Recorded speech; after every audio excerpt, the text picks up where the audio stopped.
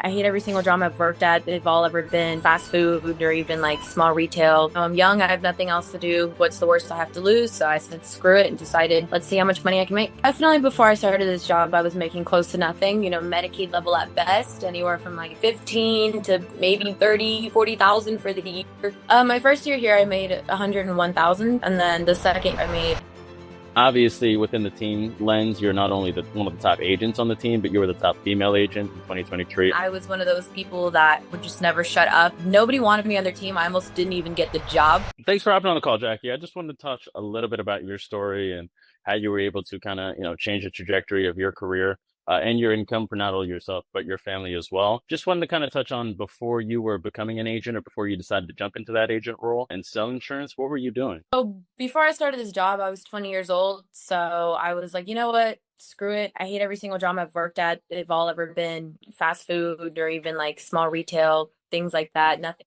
really grow on like a within the business type of thing. I was like, you know what? I'm just going to go back to school. I'm going to study to be a dental hygienist, be stuck on a salary, not a bad salary, I guess, but still stuck on a salary. And then again, me being 20 years old, I was waiting up until I turned 21 because I was at least going to do like bartending or something on the side, or I was thinking Mhm. of get more, or I guess better pay. Yes, yeah, and you touched on obviously the pay a little bit, but overall, turning 21 and deciding that you wanted to go be an insurance agent, what made you make that change or decide that, hey, I want to sell health insurance for a living? Honestly, it was the pitch. I didn't really know it was health insurance. They were just talking about an opportunity to bet on yourself and have an uncapped amount of money that you can make. So I was like, I'm young. I have nothing else to do. What's the worst I have to lose? So I said, screw it and decided, let's see how much money I can make. Yeah, and I'm glad you mentioned that because as far as income, I know you were saying that you were a 20-year-old doing a bunch of odd jobs. I know you obviously were thinking about going into school as well. What were you income-wise bringing in on a yearly basis? If you had to average it out and then jumping into your first 2 years of insurance, how was that able to change for you as far as income is concerned? Definitely before I started this job, I was making close to nothing, Medicaid level at best, anywhere from like 15 to maybe 30, 40,000 for the year. And granted, Mhm. obviously that, with the taxes and all that. Yeah, And then and then when you had transitioned to insurance, what did that bump up to? So now you were one of the bright spots as far as the agents, even year one, and then obviously blowing up in year two with the years that you've had. What did you end up bringing in those 2 years? my first year here, I made 101,000. And then the second, I made anywhere from like 130 to 140,000. Yeah, and then you also, I just remember too, you also did finish top in your class as far as getting that bonus that you got, the quick start bonus. Talk a little bit about that and how challenging that was for you. I mean, for me, challenging, not that much. Only because I feel like, as far as like the bonuses themselves go, I feel like as long as you just show up and Hmm. just some amount, you're going to get the bonus. It's not like the hardest thing ever to get. Now, granted, I've also seen a lot of people not hit the bonus, so who do show up. So I guess like that's the question at hand, if you must. I'm not sure. For me, it wasn't that hard. Gift of gab, I guess. I thankfully have always been able to talk, so I guess sales has always been kind of easy for me. So it was just something that I kind of now. Granted, I didn't do the best. I didn't rank number even top five in the bonuses as is, but I still made enough money. Thank God for the 2x kicker. Doubled up everything.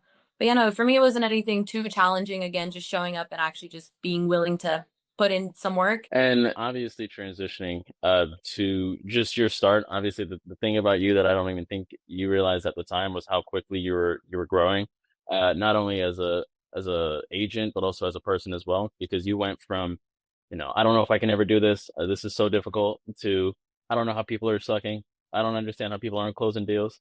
I don't understand how people are not hitting bonuses. And so that in itself just proved that talent I guess you always had and the potential that you always had. And so it's always good to see when people's potentials is always reached, and then not only reached but obliterated at the end of the day, because you're obviously within the team lens, you're not only the one of the top agents on the team, but you were the top female agent in 2023 and 2024 on the team. And so that just says a lot about obviously your character and your determination, because again, insurance and especially sales in general is a male dominated industry. So with all that being said, obviously jumping on the team and having the start that you had, and being able to make the impact that you did, what would you say that I overall assisted you with the most, if anything at all? Honestly, my entire career, only because little backstory, when I first started, I was one of those people that would just never shut up. So even when I was here studying, nobody wanted me on their team. I almost didn't even get the job because of it.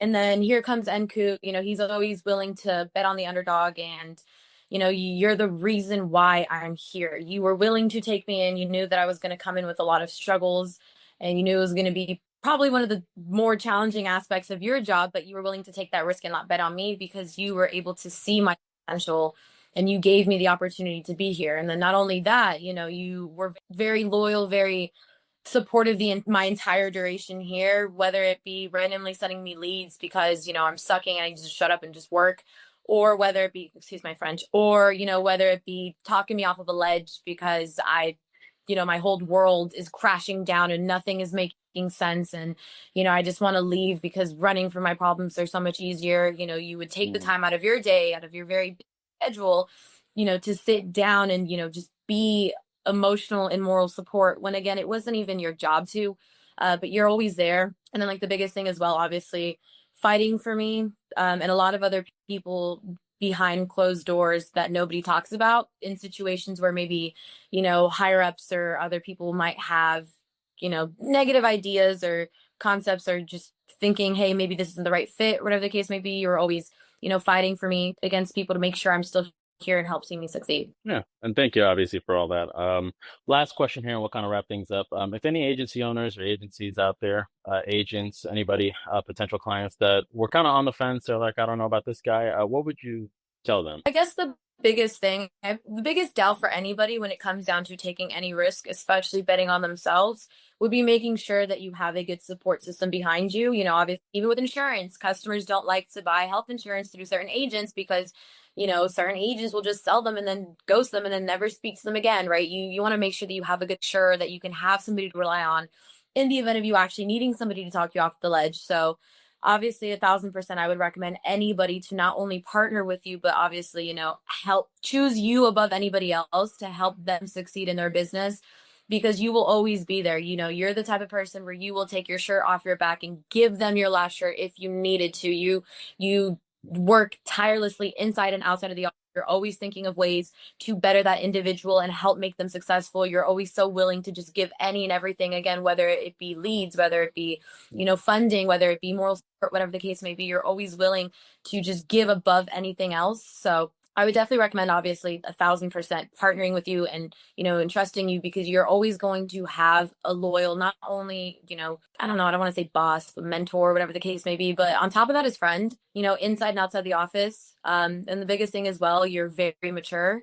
You 1,000% can differentiate, personal and business. And even if maybe you guys aren't getting along on a personal level, you will always show up and show out on a business aspect. You will always have that person's back until the very end. And thank you for all that. And that's all the time we have at the moment, Jackie. I know you're going to have a great 2025 year, just like you did in 2024. And I appreciate you taking the time out of your busy schedule to answer some of these questions and give me the light of day, obviously. And I hope you enjoy the rest of your day, and you